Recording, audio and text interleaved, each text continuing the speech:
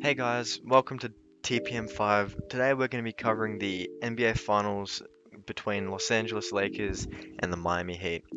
This is going to be a very interesting series as LeBron led Miami to a championship not so long ago in the grand scheme of things, and Jimmy Butler will be looking to make an impression in his first Finals appearance. The Los Angeles Lakers, I'm going to cover them first here. They head into this series after winning each of their prior series by in 5 games, winning 4-1.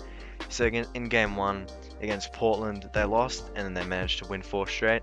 Same for Houston, and then against Denver, they managed to win 4-1 with building up a bit of momentum before losing game three, and then ultimately finishing them off. The Lakers have been led by Anthony Davis, who's been averaging 29 points per game and 9.3 rebounds per game in the playoffs. This noticed a bit of a drop in his interior game in the last couple games of that Nuggets series.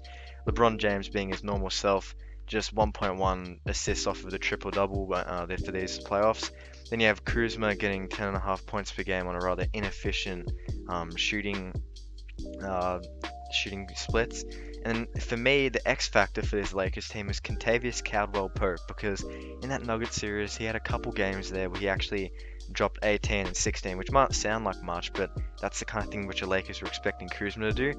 And I find that Caldwell-Pope does that in a lot more of an efficient manner than what Kuzma does.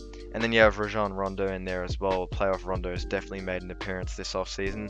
And you have Green, who's been shooting poorly, just below 30% in each category from the field.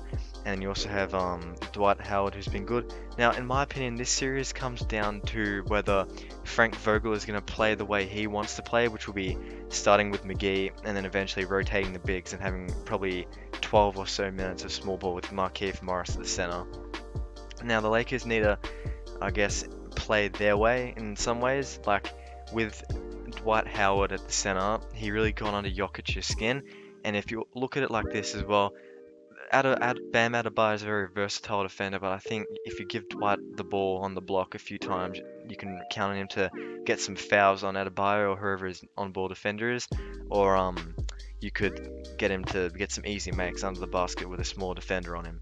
In my opinion, the Lakers probably need to be playing big. However, they obviously didn't play big against Houston, but that was because when you have a big against Houston, it's hard to switch out against their smaller guards that can shoot the ball.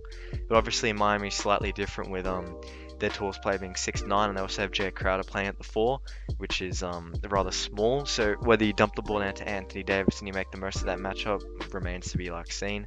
But I think that the Lakers, in order to win this series, need to defend well on the perimeter, because that'll be Tyler Hero and Duncan Robinson, who have proven they can both shoot the ball well. The Lakers have had trouble in the past dealing with perimeter players, so whether they double team Hero at some points like they did with Harden, or they force they force Hero to make some choices instead of shooting the ball, what remains to be seen. The Lakers are best in transition, so we have to look to make sure they're gonna try and push the tempo, and that's the Lakers lead very high in the league in terms of fast break points in transition, which is the Lakers' main way of scoring, where they dump the ball forward to Anthony Davis, or where they're running on the break with LeBron or Caruso or Caldwell Pope finishing it off. And then you also want to be watching out for Rondo's laser passes through the middle to Dwight Howard, to anyone really, because he's been proving that he's stepped up quite a bit during these playoffs. I think that the Lakers need to just, in 3 factors here, play a big. So whether it's McGee or it's Howard, get the length, get the boards right, because you're going to have, I don't know how the Heat are going to change that lineup, but Crowder will be on there. He's probably an undersized power forward in there, and you'll be having Bam Adebayo, who's 6'9", on one of the Lakers centers at one point. So the Lakers need to play big. The Lakers need to get the ball fast in transition, active hands, force some turnovers, and third, final point of emphasis for the Lakers should be, I guess, in the half-court setting, just making sure that LeBron's aggressive, and if he's not aggressive or the Heat clamp the paint like I'm going to get into in a second, you need to make sure the shooters are ready to knock down their shots, and that's what Caldwell Pope is so important for. Now on to one of the biggest surprises of the season and the playoffs, the Miami Heat, the 5th-seeded team, looking to make it to another championship after their win in 2013. Completely different roster almost. still Pat Riley and Eric Spoelstra in the executive area. Eric Spoelstra has been really good coaching them.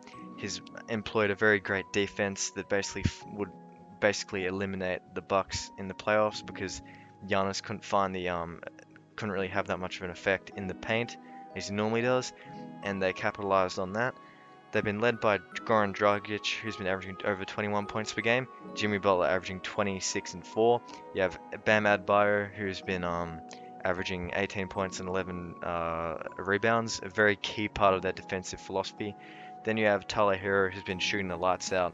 Going to be a fairly decent problem for the Lakers in this series from the perimeter with his shooting. Just like I guess Murray gave him some issues and Lillard at some points as well during the playoffs. And then you also have a very well-rounded bench and role players to fill out the rest of that roster. Now, Andre Iguodala is a very important one here as he is somewhat seen as a LeBron stopper.